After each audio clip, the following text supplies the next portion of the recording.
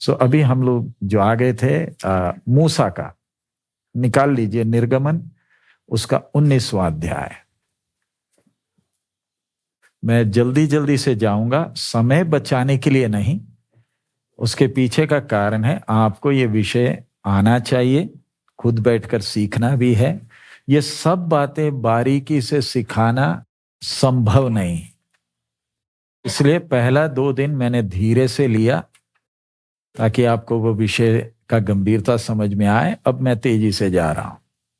निर्गमन 19 का 1 से पढ़ रहा हूं। इस्राएलियों को मिस्र देश से निकाले हुए जिस दिन 3 महीने बीते, उसी दिन वे सीने के जंगल में आए।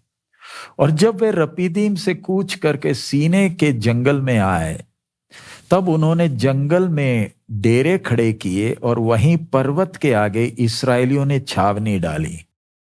तब मूसा पर्वत पर परमेश्वर के पास चढ़ गया और यहोवा ने पर्वत पर से उसको पुकार कर कहा, याकूब के घराने से ऐसा कहे और इस्राएलियों को मेरा ये वचन सुना, तुमने देखा है कि मैंने मिस्रियों से क्या क्या किया।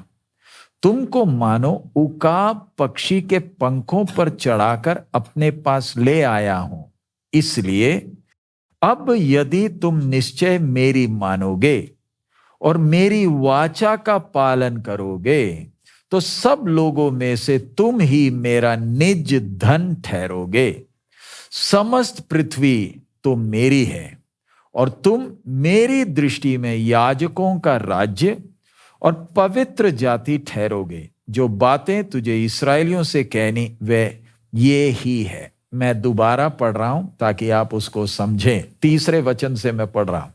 तब मूसा पर्वत पर परमेश्वर के पास चढ़ गया और यहोवा ने पर्वत पर से उसको पुकार कर कहा, याकूब के घराने से ऐसा कह और इस्राएलियों को मेरा ये वचन सुना। अब ध्यान से 4 वचन से पढ़ें। तुमने देखा है कि मैंने मिस्रियों से क्या क्या किया। तुमको मानो उकाब पक्षी के पंखों पर चढ़ाकर अपने पास ले आया हूं। इसलिए अब यदि तुम निश्चय मेरी मानोगे और मेरी वाचा का पालन करोगे, तो सब लोगों में से तुम ही मेरा निज धन ठहरोगे। समस्त पृथ्वी तो मेरी है और तुम मेरी दृष्टि में याजकों का राज्य और पवित्र जाति ठहरोगे। जो बातें तुझे इस्राएलियों से कहनी वे ये ही है। इतनी सी बात है। परमेश्वर, अभी हमने पढ़ा ना, कितने महीने हो गए मिस्र से निकले? 3 महीना। ठीक 3 महीना जब हुआ, ये किधर पहुंच गए? सीनाई पहाड़ के नीचे पहुंचे। अब इधर इनको लाकर परमेश्वर मूसा से जो बात कर रहा, प्रतिनिधि कौन है? मूसा। लेकिन परमेश्वर बात किससे कर रहा? इस्राएल से, याकूब का घराना। पहले आदम अकेला, नूह के समय उसके ठीक पहले पूरा पृथ्वी को क्या किया? नाश किया। फिर नूह के साथ वाचा। फिर एक आदमी को बुलाया, किधर से? ऊर से बुलाकर किधर लाया?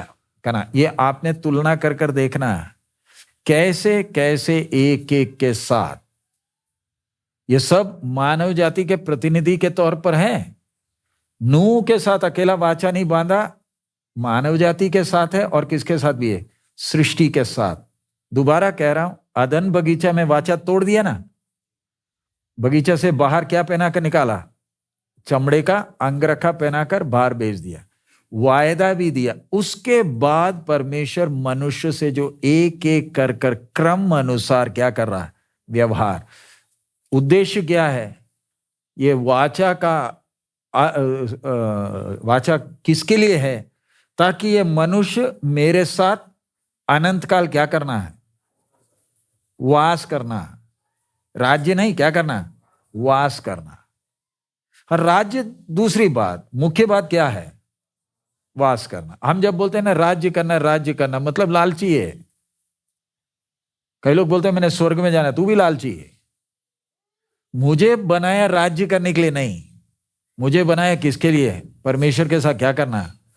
वो संबंध में रहकर अनंत काल का क्या है? वास है। उस वास में राज्य है, बाकी सब कुछ है।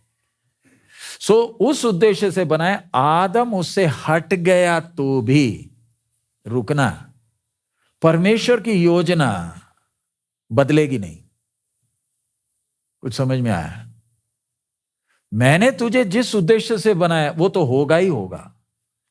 तू बेशक वाचा तोड़कर क्या हो जाए, तू अपनी मर्जी से चलने चल ले, लेकिन अंत में मर्जी किसकी होगी?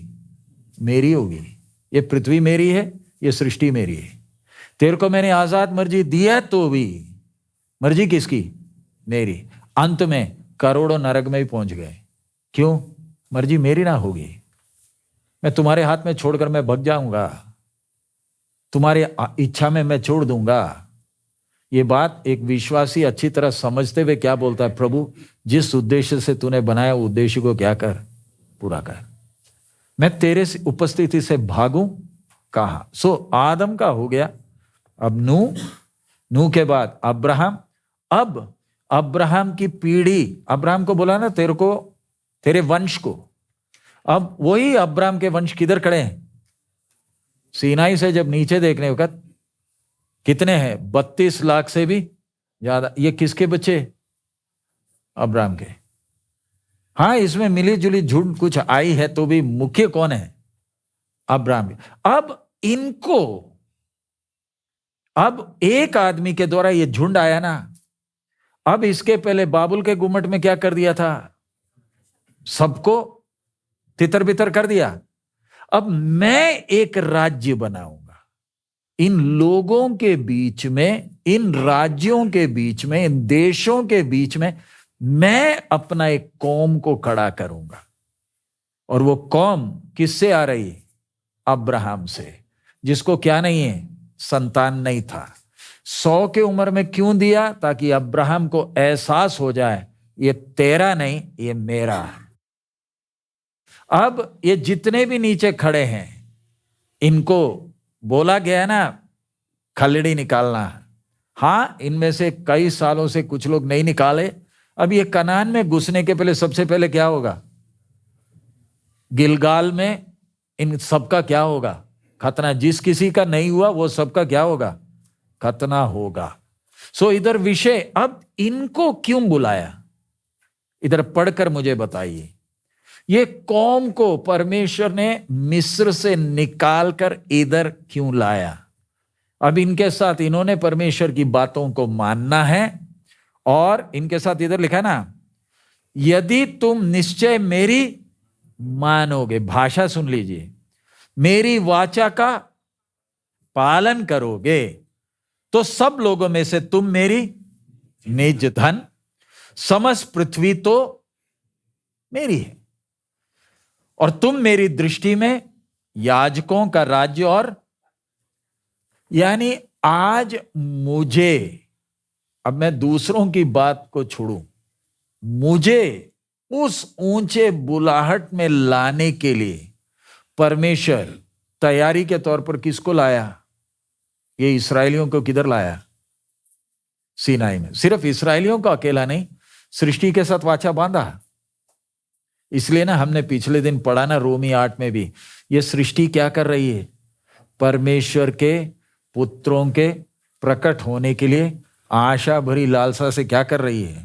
कहरा रही। यानी परमेश्वर की योजना मेरे विषय में क्या है? जल्दी से जल्दी मैं उस कद तक पहुंच जाऊं। मैं उस चीज को महत्व ना देते हुए, मैं अगर दूसरी चीजों को महत्व दूंगा, मार पड़ेगी नहीं पड़ेगी? हाँ जी, 32 लाख में से कितने कनान में गए? ये जो सीनाई में खड़े थे, इनमें से कितने? सिर्फ 2। 200 भी नहीं, 20 भी नहीं, सिर्फ 2। जो मिस्र से निकले, लाल समुद्र पार किए हुए कितने लोगों ने यर्दन पार किया? सिर्फ, देखो ना, इतना बड़ा भीड़ में योशुआ और काले भी है। बाकी ये पृथ्वी मेरी है। सीनाई में लाया, 40 साल घुमाया और सबको जान से मारा। हम उसकी उपस्थिति में बैठे। अब्राहम की संतानें बोलकर घमंड नहीं करना। तुम्हारे बाप को मैंने बुलाया क्यों? उसको मैंने वायदा दिया क्यों? तुमने किया क्या? सारा पहल किसने किया? मैंने ना किया। इसलिए ना वचन में लिखा, अपने बुलाए जाने को तो सोचो। इस बात को हमेशा समझते हुए मैंने चलना। तो इधर इनको चुना किसके लिए? मेरी दृष्टि में याजकों का राज्य और पवित्र जाति ठहरोगे। तो फिर बाद में ये लोगों के साथ जब बात हुई, उसका 14 में पढ़ते, तब मूसा ने पर्वत पर से उतरकर लोगों के पास आकर उनको पवित्र कराया और उन्हें अपने वस्त्र धो लिए। और उसने लोगों से कहा, तीसरे दिन तक तैयार हो जाओ, स्त्री के पास ना जाना। बाकी सारी बातें हम लोग नीचे देखते हैं। आखिरी में परमेश्वर महिमा के साथ नीचे क्या किया, उतरा। मैं उसमें नहीं जा रहा। 19, 20, 21, 22, 23, 24 आप पढ़ लेना। उसके बाद व्यवस्था विवरण तक आप पढ़ते जाना। इन लोग को तैयार किया। इन लोगों ने क्या बोला? आप जो कहेंगे हम मानने को तैयार। जानवरों को काटा, उसका खून किसके ऊपर छिड़का? ये इस्राएलियों के ऊपर खून छिड़का। क्यों? तोड़ोगे मरोगे। इनको सीनाई पहाड़ में परमेश्वर ने क्या दिया? पिछले साल हमने सीखा विषय है ना, क्या दिया? व्यवस्था इनके हाथ में लिख कर दिया। 10 आज्ञाएं, उसका सारांश। मैंने पिछले साल वो विषय लिया था, इसलिए मैं उसमें बिल्कुल नहीं जा रहा। आप उस बात को समझ सकते हैं। अब इनके हाथ में क्या मिल गया? अब्राहम के हाथ में क्या नहीं दिया था? व्यवस्था नहीं था। लेकिन वो व्यवस्था किधर थी? अब 613 आज्ञाएं, 10 आज्ञाएं 2 पत्थर में लिख कर दिया। और उसके बाद कितना? 600। जीना है तो ये मानना, तोड़ोगे मरोगे। तो अब ध्यान रखना, अब व्यवस्था क्यों? अदन बगीचा में था ना, व्यवस्था किधर था? हृदय में। व्यवस्था बोलने से वो 2 नियम, तू अपने परमेश्वर को पूरे तन मन से क्या करना? प्यार करना, अपने पड़ोसी का अपने समान प्यार। ये जब तोड़ दिया, अब 613। मैं प्रार्थना करता हूं आपको इसका विषय समझ में आए। अब्राहम को आशीष दिया ना, कोई शर्त है? नहीं। लेकिन अब शर्त आ गई, तेरे को अगर वो आशीषें चाहिए तो मैं राजा हूं, ये मेरा राज्य है, तुम मेरी प्रजा हो, जैसे मैं बोलूंगा करोगे तो वो आशीष के तुम क्या हो? भागी। तोड़ोगे खत्म, श्राप दूंगा। समझ में आया? तुम मेरी प्रजा, तुम मेरे लोग। समझ में आ रहा? अगर अब्राहम को दिया वो आशीषें, अगर अनुभव करना, अब्राहम के संतान है बोलकर घमंड करने से मतलब नहीं, कोई मतलब नहीं। समझाने के लिए एक उदाहरण, मैं एक पास्टर का लड़का हूं बोलने से काम नहीं चलेगा। मेरा पिताजी प्रभु यीशु को जीवन दिया, प्रभु की सेवा करता था, बपतिस्मा लिया, पवित्र आत्मा, वो कोई मायने नहीं रखता। मैंने खुद प्रभु यीशु को क्या मानना?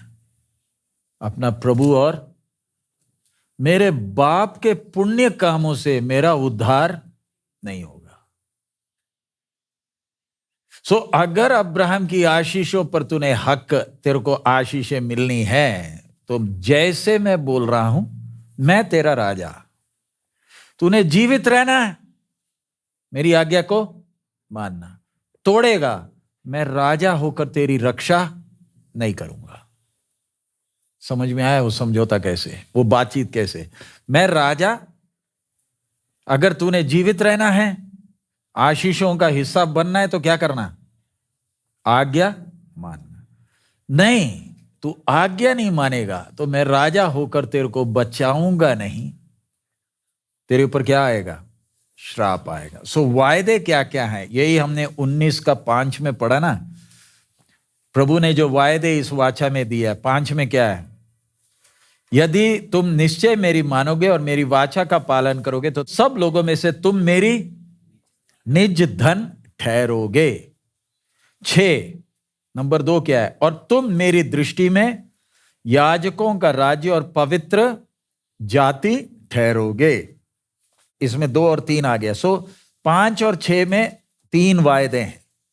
तुम मेरे निज धन होंगे, याजकों का राज्य और पवित्र जाति ठहरोगे।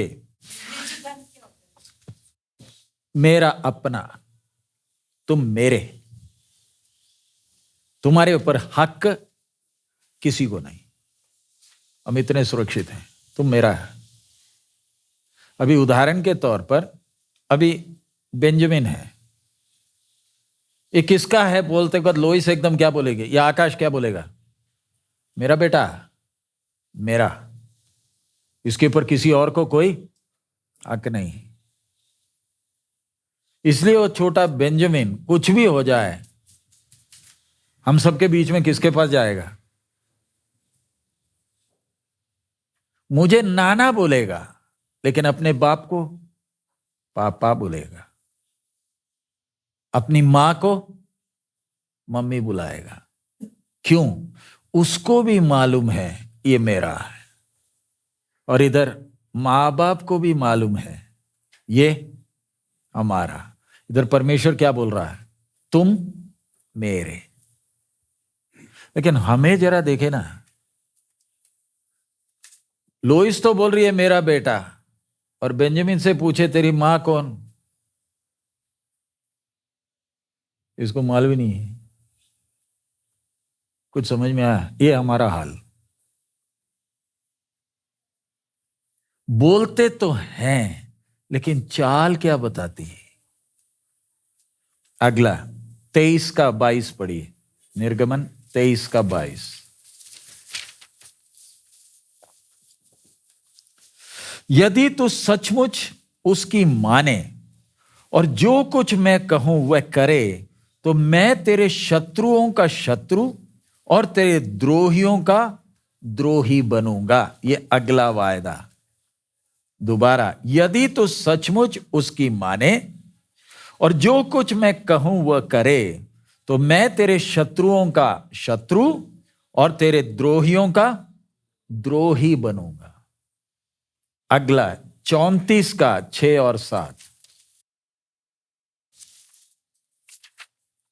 34:6 और 7।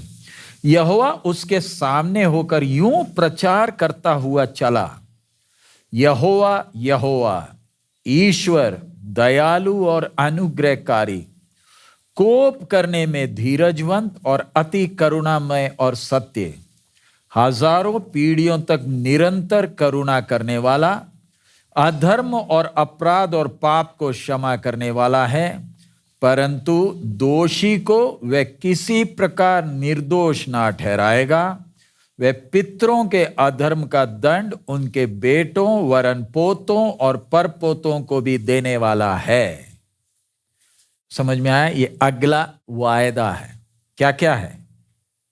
यहोवा यहोवा ईश्वर दयालु और अनुग्रहकारी, कोप करने में धीरजवंत और अति करुणामय और सत्य, हजारों पीढ़ियों तक निरंतर करुणा करने वाला, अधर्म और अपराध और पाप को क्षमा करने वाला है, परंतु दोषी को वो किसी प्रकार निर्दोष ना ठहराएगा। वह पितरों के अधर्म का दंड उनके बेटों वरन पोतों और परपोतों को भी देने वाला है। इसके साथ साथ 23:23 भी पढ़िए, निर्गमन 23:23। इस रीति मेरा दूत तेरे आगे आगे चलकर तुझे अमोरी, हित्ती, परिजी, कनानी, हिब्बी और यबूसी लोगों के यहां पहुंचाएगा, और मैं उनका सत्यानाश कर डालूंगा। सो इधर इस आयत से हमें क्या मालूम चला? गुलामी में जाएंगे तो भी मैं तुम्हें गुलामी से वापस लेकर आऊंगा, तुम्हारे शत्रुओं को नाश कर कर मैं वापस लेकर आऊंगा। 23 का 30, जब तक तू फूल फल कर देश को अपने अधिकार में ना कर ले, तब तक मैं उन्हें तेरे आगे से थोड़ा थोड़ा करके निकालता रहूंगा। यानी वायदा क्या है? अपने देश में ये क्या होंगे? फूलेंगे, फलेंगे। सो ये 7 बातें समझ में आई? ये 7 क्या हैं? वायदे हैं। क्या देते वक्त? वाचा जब दिया, ये 7 वायदे हैं। कंडीशन क्या है? शर्त क्या है? पूरा का पूरा बिना शर्त के मानना। यह है इस्राएलियों के साथ बांधा हुआ वाचा। हम इसे मूसा का वाचा क्यों कहते हैं? क्योंकि मूसा प्रतिनिधित्व कर रहा। परमेश्वर और इस्राएल के बीच में प्रतिनिधि के तौर पर कौन खड़ा है? मूसा खड़े होने के कारण इसको मूसा का वाचा कहते हैं। आप लिख लीजिए, व्यवस्था विवरण 6 और 7, 8, 9 और 28वां अध्याय बाद में पढ़ लेना। व्यवस्था विवरण 6, 7, 8, 9 और 28, इन अध्यायों में आप देख सकते हैं जो आशीषें अब्राहम को दी थी वो आशीषें किसके लिए भी है? इनके लिए भी है। शर्त आज्ञा मानना। सो अब मेरा आपसे सवाल, ये वाचा देखिए, आदम, नूह, अब्राहम और उसके बाद मूसा का वाचा। ये वाचा का उद्देश्य क्या है?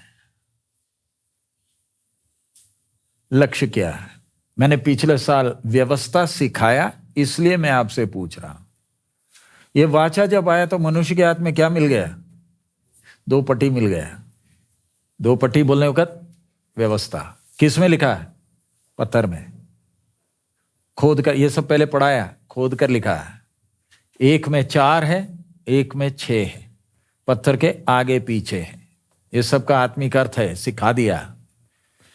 सो अब व्यवस्था भी है, वाचा भी है और क्या भी है? व्यवस्था भी है। इसका लक्ष्य क्या है? इसका उद्देश्य क्या है? अब ध्यान रखना, मैंने सवाल भी पूछा था, व्यवस्था क्या है? व्यवस्था एक शिक्षक है। सवाल आया? अब मुझे नहीं मालूम आप लोगों ने लिखा क्या है।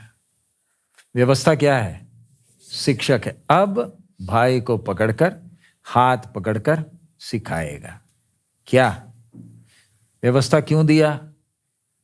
ताकि सवाल आया था कि मनुष्य क्या जाने परमेश्वर कितना पवित्र है, आज्ञा मानना कितना जरूरी है, पाप कितना भयानक है, पाप कितना बर्बादी करता है, और नंबर 5 मेरा अनुग्रह। ये 5 बातें सिखाने के लिए क्या दिया?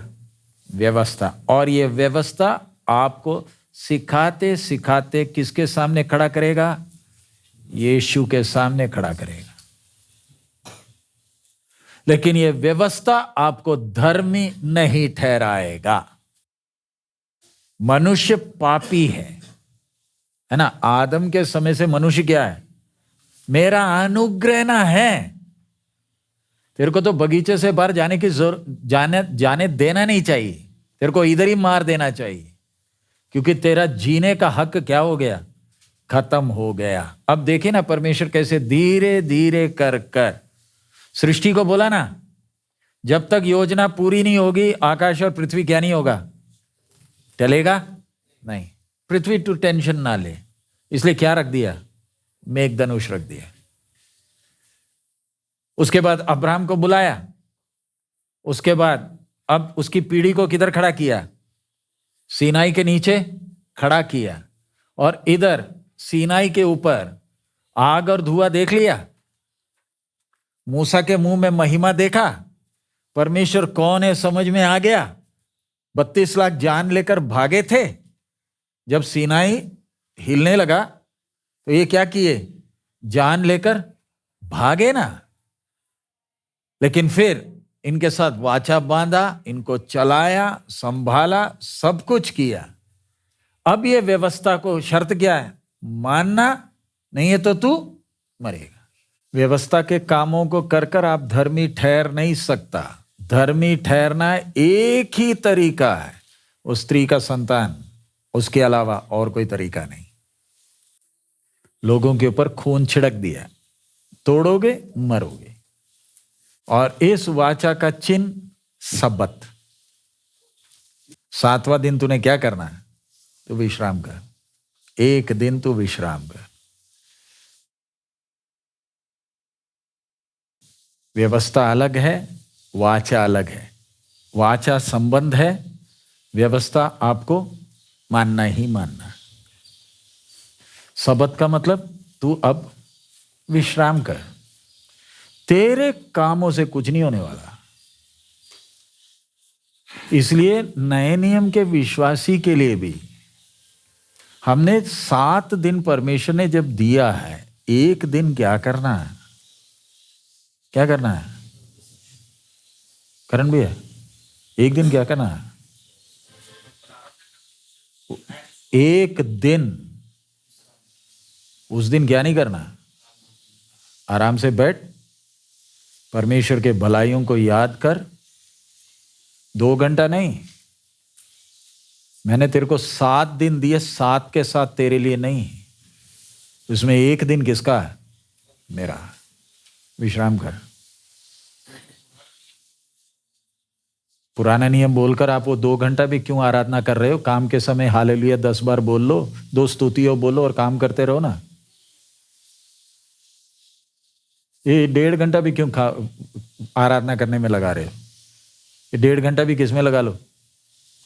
हमें 7 दिन भी पूरे नहीं होते। ये हमारी हालत ये है।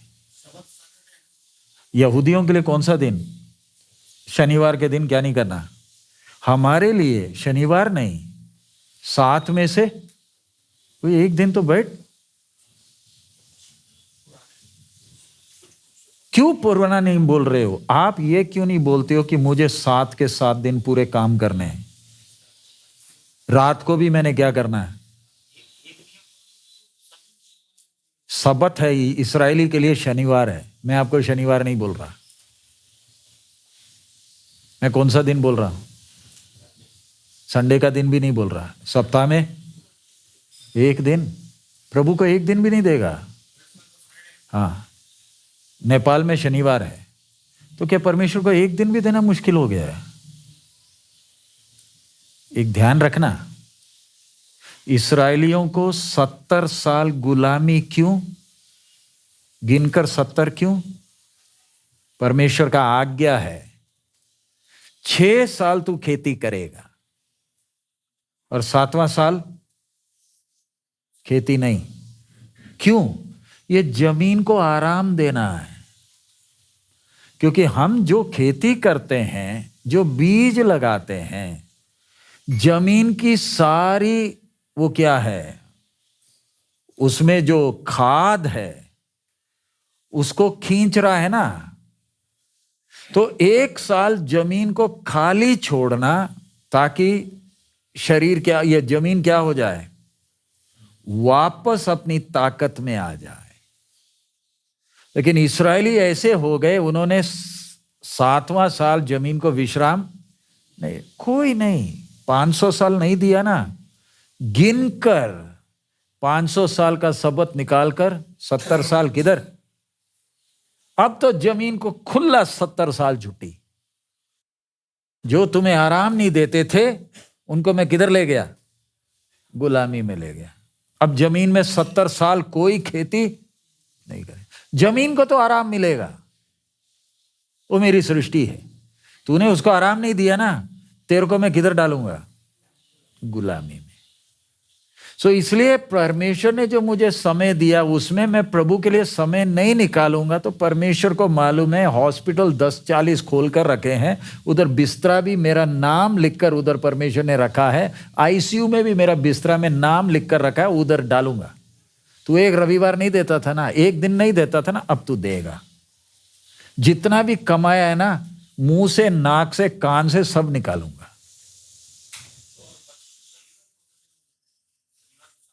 सप्ताह में विषय रविवार नहीं है। विषय क्या है? एक दिन, एक दिन फोन बंद करो ना। एक दिन क्या बंद करो? फोन बंद करो, बैठो परिवार के साथ, बैठ बच्चों के साथ समय बिताओ। प्रभु का अभी कोई भी एक बोलने से उसके लिए एक अनुशासन है। प्रभु यीशु कौन से दिन जी उठा? हमारे लिए सबसे मुश्किल काम क्या है? आज्ञा मानना। कोई दिक्कत नहीं, मेरा काम आपको बताया, बाद में आप नहीं मानोगे मेरा क्या जा रहा। फिर जब भुगतोगे फिर पादरी को बुलाना नहीं, मैं फोन उठाऊंगा भी नहीं, परमेश्वर भी फोन का जवाब नहीं देगा। कहीं ऐसा ना हो कि लूत की बीबी की तरह पीढ़ियों के लिए नमक का खंबा बनाकर खड़ा कर दे। मेरे को एक भाई बार बार फोन करता था, पास्टर जी मुझे कैंसर है, मेरे लिए प्रार्थना करना। और सच्चे मन से मैं प्रार्थना करता था। पिछले साल मुझे मिला और बोला, पास्टर जी एक बात बोलना, मेरे से गलती हो गई। मैं बोला क्यों? बोला कैंसर नहीं था। मैंने बोला भाई अब तो होगा, अब तो होगा। तूने हमें समझा क्या था? कुछ समझ में आया? अब तो तू नहीं बचेगा। तेरे को नहीं था, तूने बोला, अब तेरे को होगा। नमक के खंबे की तरह परमेश्वर तेरे को खड़ा करेगा। क्योंकि इधर हम देख रहे हैं ना, 32 लाख को अब्राहम की संतान बोलकर परमेश्वर बख्शा नहीं। वाचा है, व्यवस्था है। तुझे मैंने अपने लिए बनाया। मैं इसलिए ना आपसे बार बार बोल रहा, अम्मची सरकारी नौकरी थी, पेंशन था, जो कमाया अकाउंट में पड़ा वो तो गई। 1500 का गड्ढा में हमने दफन किया। बैंक में जाकर हमने परसों जाकर बैंक वालों को बोला मैं बेटी हूं, नॉमिनी है, वो पैसा जो उधर था किधर दे दो, मेरे खाते में डाल दो। बैंक वाला ने बोला बकायदा पैन कार्ड, आधार और ये सब दे दो, ये पैसा आपको। पैसे किसके और मिले किसको? मैं किसके पीछे भाग रहा हूं? मेरा लक्ष्य क्या है? सो इधर ये हमारे लिए चेतावनी। कुछ समझ में आया? सो मेरे जीवन में अब परमेश्वर ने, हमारा विषय व्यवस्था, वाचा। अब वाचा कैसा क्या भी आ गया? व्यवस्था। कितने नियम? 613। तेरे खाने में भी अनुशासन, तेरे कपड़े में अनुशासन, तेरे हर बात में क्या चाहिए? अनुशासन होना। सिर्फ रविवार का बात नहीं। तू चप्पल दोनों रखता कैसे है? कुछ समझ में आया? खेती करने वक्त मैंने खेती की, ये मेरी जमीन, व्यवस्था में क्या है? ये पूरा काट सकता हूं? है? पूरा काट सकता हूं ना? कोना कोना छोड़ देना। और बीच में जो काटा, इसमें से अगर कुछ बाले नीचे गिर गए उसको क्या नहीं करना? उठाना नहीं। क्यों? ये जमीन तेरा नहीं है, ये मेरा है। तेरे को मैंने कुछ समय के लिए दिया। इसमें से बेशक तू खेती करता है तो भी जिसके पास जमीन नहीं है वो भी इसी में से खाएगा। विधवा, अनाथ सब किस में से खाएंगे? इसमें से खाएंगे। चिड़िए भी इसी में से खाएंगे। अगर ऐसे है तो सोच कर देखो ना, मेरे को जो परमेश्वर ने 100 रुपया दिया, बच्चे लोग भी समझना, ये मेरे लिए नहीं है। इस 100 में से उनका भी हिस्सा है जिनके पास कुछ नहीं है। समझ में आ रहा? मेरे को बकरी बेचकर 100 रुपया मिला, ये 100 मेरा नहीं है। मेरे पास तो बकरी था बेचने के लिए, जिनके पास बकरी नहीं थी तूने उनको भी देना। हम क्या बोलते हैं, ये 100 में से 10 परमेश्वर को दे देंगे ताकि परमेश्वर ये 10 को हिला हिलाकर दबा दबाकर मुझे क्या करेगा। ये सोच कर देखो, सोच कैसी है। कुछ समझ में आ रहा है? मेरे को जो पैसा मिला ये पूरा पैसा किसके लिए नहीं है, मेरे लिए नहीं। इसलिए अभी से ही बच्चों ने ध्यान रखना, पैसा जो मिलता है अभी से ही बचाना शुरू करो। किसके लिए?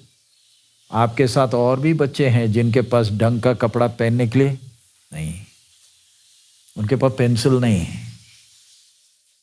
सो ये सोच रहेगी तो क्या परमेश्वर और देगा? क्योंकि आपको जो दिया है उसमें आप क्या है, विश्वासी हो गए। मैं क्या करता हूं, मेरा कपड़ा जब फट गया, पहनने लायक नहीं, पोछा मारने का लायक भी नहीं, भाई साहब आपके लिए मैं लाया। क्या दिया? क्यों?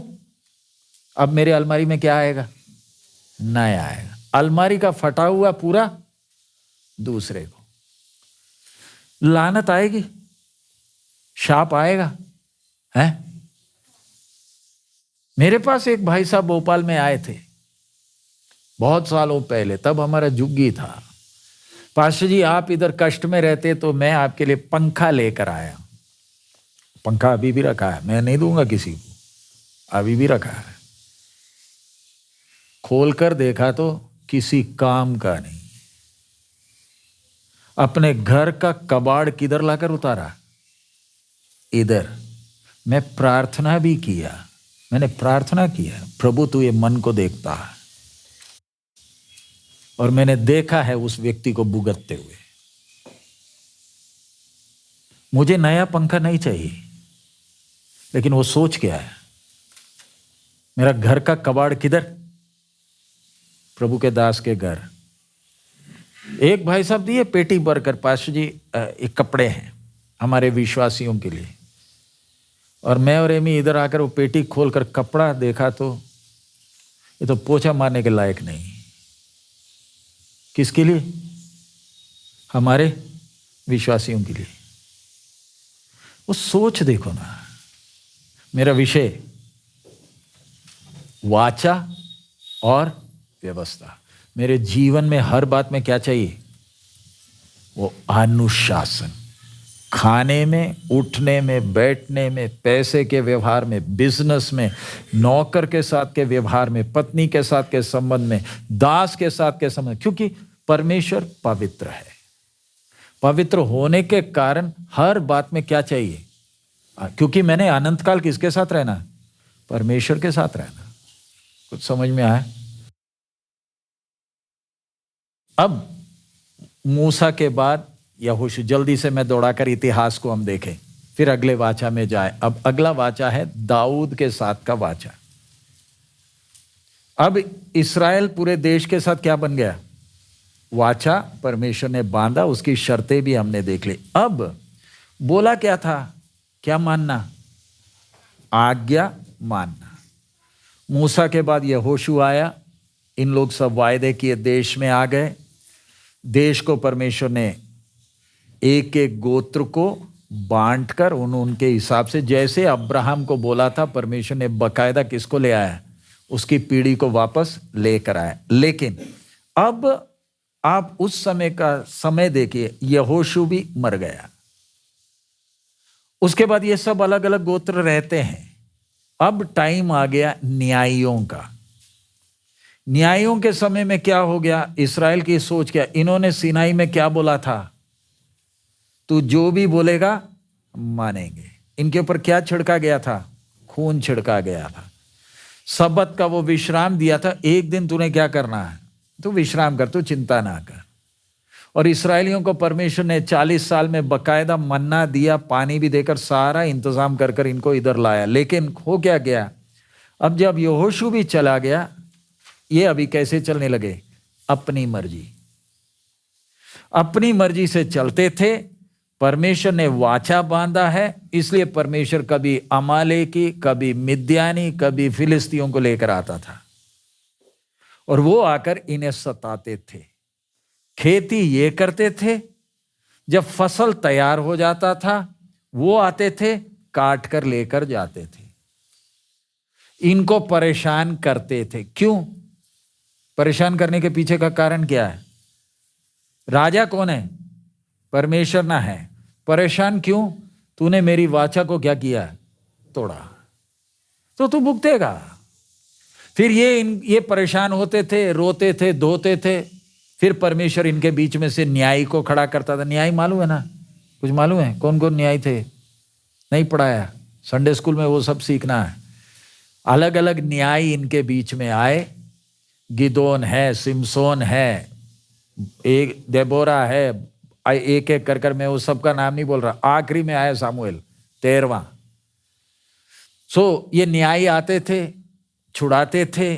छुड़ाने के बाद फिर कुत्ते की पूंछ की तरह 2 दिन के बाद फिर वही करते करते आखिरी में कौन आया? सामुएल आया।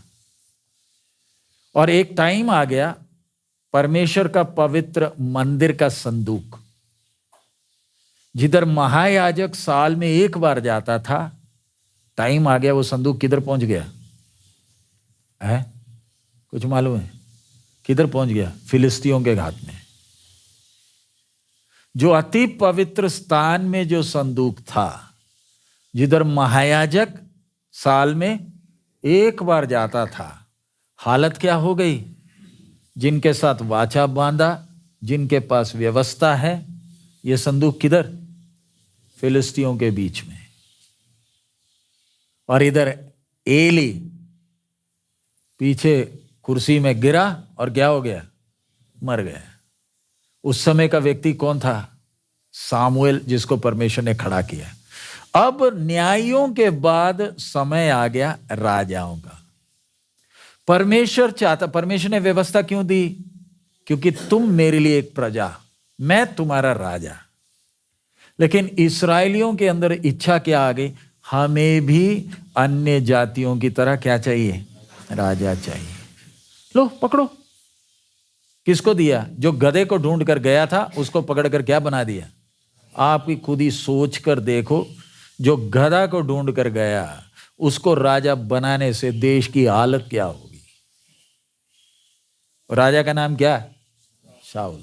तुम्हें चाहिए ना, लंबा चौड़ा दिया है। कुछ समझ में आया जब मैं बोल रहा हूं? क्या ढूंढ कर गया था ये राजा बनने के लिए नहीं गया था। ये क्या ढूंढ कर जा रहा था? गधा। मेरे बाप का क्या गुम हो गया? गधा। लंबा चौड़ा है, इसी को पकड़ कर क्या बनाया? राजा। और फिर उसका भी इस्राएल भुगता। एक राजा जिसके अंदर कौन है? दुष्ट आत्मा। तुम्हें चाहिए था ना, पकड़ो, लंबा चौड़ा दिया। लेकिन अब समय आ गया, अब पूरा देश के साथ ना वाचा बांधा था, अब एक कुटुंब के साथ बांधूंगा। ये वाचा सब टूट गया कर कर नहीं, एक एक वाचा अगले वाचा के लिए तैयार कर रहा। अब वो कुटुंब के साथ बांधना बोलने से कौन सा कुटुंब है? यहूदा के घराने में मेरे हृदय के अनुसार का एक व्यक्ति है। वो बकरी चराता है, लेकिन मैं इसके साथ और इसके घराने के साथ वाचा बांधूंगा। नाम क्या है? दाऊद। कुछ समझ में आया? ये पूरा इतिहास बीच में मैं 2 मिनट में बोलकर निकल गया। मूसा के वाचा के बाद का अगला वाचा है दाऊद के साथ। दाऊद उठने तक ये हालत हो गई थी कि इस्राएल का नाम और निशान मिट जाना था। फिलिस्तियों ने इस्राएल के नाक में दम फूंक कर रखा था। उसका एक एक निशानी है। सिमसोन कैसे आंख भी चला गया और चक्की चलाता था।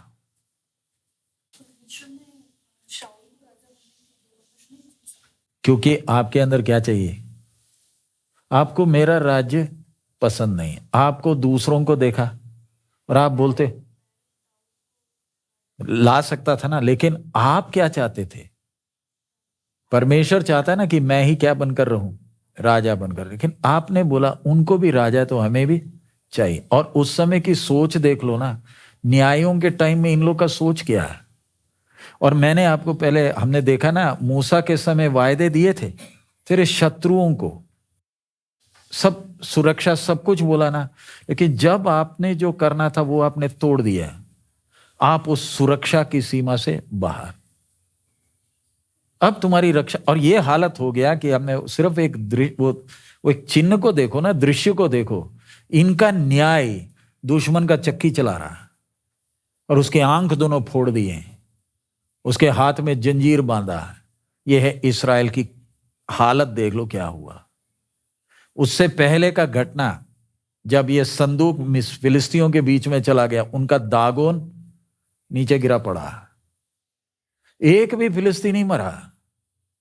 लेकिन इधर इस्राएलियों में 53,000 को एक ही दिन में मरा। वो बैलगाड़ी में आया, फिलिस्तीनों ने बैलगाड़ी में ना संदूक भेजा, फिलिस्ती कोई नहीं मरा। लेकिन इधर इन लोग संदूक खोलकर देखना चाहे, जान से मारा। ये कहानी नहीं है, ये परमेश्वर का अपने लोगों के साथ का व्यवहार। क्योंकि मेरा तुम्हारे साथ का व्यवहार किसके आधार पर है? वाचा के आधार पर है। हम उसको कहानी के तौर पर पढ़ते, लेकिन कहानी नहीं, ये परमेश्वर का प्रोग्राम। जरा देखिए ना अपने लोगों के साथ, क्योंकि किसने आना है? मसीह ने आना है। मसीह एकदम नहीं आ सकता, स्त्री का संतान एकदम नहीं आ सकता, क्योंकि धर्मी और न्यायी है और लोग पापी हैं, परमेश्वर के दुश्मन बने हैं। अब इनको भी तैयार करना। कुछ समझ में आया? हम लोग अभी किधर तक पहुंच गए? दाऊद के वाचा तक पहुंच गए। तो इस्राएलियों के साथ क्या हुआ उसका एक सारांश मालूम चला? पास्टर जी, वाचा का लक्ष्य जो आपने बोला उसके बारे में थोड़ा सा बता दीजिए। देखिए, आदम के साथ जो वाचा बांधा था, बनाया किसके लिए? अनंत काल परमेश्वर के साथ क्या करना है? रहना है, अनंत काल के लिए। वो है वाचा का लक्ष्य, उद्देश्य। तूने मेरे साथ, तू सृष्टि, मैंने पहले दिन वो क्लास में बताया ना, तू सृष्टि है, तेरे बारे में इतनी ऊंची सोच है, तूने मुझे समझना है, मेरे स्वभाव को समझना है। और हमने कितने देर रहना है? अनंत काल। जो आशीष तेरे लिए रखी है किसी आंख ने कभी देखी नहीं है, एक अनंत। इसलिए मैंने इतना विशाल आकाश और सारा कुछ बनाया, लेकिन उसके लिए तैयार होना है। तो संबंध कैसे? वाचा। इस वाचा के साथ बांधा ताकि तू मेरी आज्ञा को पालन करना, जैसे बोलूंगा मानना। तूने अपनी मर्जी नहीं करनी, क्योंकि तू सृष्टि है, मैं सृष्टि करता हूं। तू मुझ पर भरोसा कर। वो जीवन का वृक्ष है, इसमें से तू खा सकता है, लेकिन परमेश्वर की बातों पर भरोसा ना करने के कारण कोई दिक्कत नहीं। मनुष्य तो बगीचे से बाहर निकाला तो भी परमेश्वर ने उसे त्यागा नहीं। चमड़े का अंगरखा दिया, वायदा दिया। अब ये वायदा पूरा होना है तो मनुष्य ने भी उस पहचान में आना है। दो बातें, खुद क्या है और मेरा बनाने वाला कौन है। ये दो बातें सीखने के लिए किधर से निकाला है? बगीचे से बाहर निकाला। क्लियर हो गया आपको? लोगों के लिए सोचकर देखिए ना, मैं दोबारा बोल रहा हूं। बाल आया, बालाक ने पैसे दिए थे, बाल आकर उनको श्राप देने का कोशिश किया, दे पाया? हाँ, ये मेरी प्रजा है, ये मेरे याजकों का समूह है, तू श्राप नहीं दे पाएगा। और जब दुश्मन भी इस्राएल को देखते थे ना, ये जब मरुभूमि में चलते थे, दुश्मन भी डरते थे, क्योंकि एक एक अपने गोत्र के अनुसार उनके हाथ में क्या है? झंडा। जैसे हमारे 26 जनवरी को हमारा फौज जब मार्च पास करता है ना, आसपास के अन्य जातियों के बीच में ये 32 लाख से भी ज्यादा लोग 40 साल मार्च पास कर रहे हैं, और किसी की हिम्मत नहीं है, क्योंकि इसमें से एक सेनापति ने सूरज को खड़ा कर दिया था। सच है? पृथ्वी का घूमना क्या हो गया था? बंद हो गया था। दुनिया देखकर डरती थी, इसलिए बालाक ने बोला, बिलियाम तू ही कुछ कर सकता है, हमारे बस की बात नहीं है।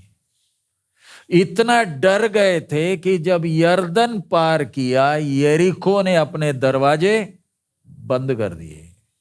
क्यों? मालिक आ गया। अब उसके लिए एक और, ये सारी जुड़ी हुई कड़ी हैं। यहोशू यरीहो को देखने के लिए गया तो उसके सामने एक तलवार लेकर खड़ा। तब यहोशू पूछता है, तू हमारे पक्ष है या? आपने पढ़ा होगा तो समझ में आएगा, नहीं पढ़ा तो आप बोलेंगे पास्टर जी ये क्या है। मैं तो यही पूछूंगा, आप कौन? कुछ समझ में आया? मैं बोलूंगा आप कौन, इधर क्या कर रहे हो? यहोशू के सामने कौन खड़ा है? सेनापति खड़ा है। और यरीहो के ऊपर इन्होंने जय कैसे पाया? ये लोग जिनके लिए परमेश्वर लड़ा। मैंने यहोशू का पुस्तक पढ़ाते वक्त पूरा विवरण दिया ना, वो जो लड़ाइयां जो हुई, परमेश्वर इनके लिए लड़ा। आखिरी में इनकी हालत क्या है? फिलिस्तियों ने नाक में क्या फूंक दिया? दम फूंक कर रखा। अमोनी, खिरजी, मिद्यानी, आयाराम, गयाराम, जो भी आए इनको क्या करता था? मारता था। इनकी हालत इतनी खराब हो गई कि गिदोन चोरी छिपे अपने ही खेत का गेहूं क्या कर रहा है? सच है? चोरी छिपे, अरे किसका खेत का है? मेरा ही है। तो खुलेआम क्यों नहीं करते? भाई हम तो, हमारी हालत खराब है कि हम अपना भी खेत का क्या नहीं कर पा रहे। वो हमारे लिए सबक है। प्रभु के वचन से दाएं बाएं जाओ भाई, रास्ते में घूमने वाला हर कोई कुत्ता तेरे पीछे आएगा। खामखा कुत्ता पीछे पड़ जाएगा, भौंकेगा और काटेगा भी। फिर आपने नहीं बोलना भाई ये कुत्ता मेरे पीछे क्यों पड़ गया? तेरे पीछे ही, क्योंकि उसको मालूम है किसके पीछे पड़ना है। आपने देखा होगा ना, कई कुत्ते उस सबके ऊपर हमला नहीं करते, देखा है कभी? लेकिन कईयों के साथ उनका इतना प्यार है, अब जान लेकर भागेगा तो भी वो नहीं जाएगा।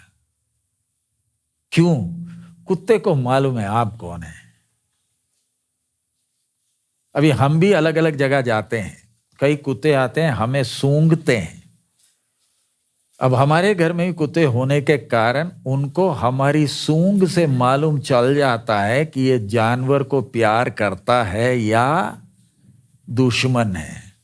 उसको सूंघ से मालूम चल जाता है। आपने देखा होगा ना, गाड़ी लेकर हम कहीं भी जाए, हमारा कुत्ता भी हमारी गाड़ी कहीं से भी आ जाए, गाड़ी खड़ा करे, वो जाकर पहिए में सब में सूंघता है, क्योंकि किसी दूसरे ने अपना सिग्नेचर उधर डाला है, वो पेशाब किया है। इसको उसके सूंघ से मालूम चलता। मेरा विषय ये नहीं है। सड़क में चलने वाला कुत्ता आपके पीछे, कुत्ता बोलने को शैतान आएगा भाई साहब, रात को आएगा, सीने में बैठेगा, गले में पकड़ेगा, इधर उधर सब पकड़ेगा। क्यों? परमेश्वर ने क्या उखाड़ दिया? बाड़ा उखाड़ फेंका है। क्यों? तो मेरी आज्ञा का पालन नहीं करें। लिखना है, लिख लो।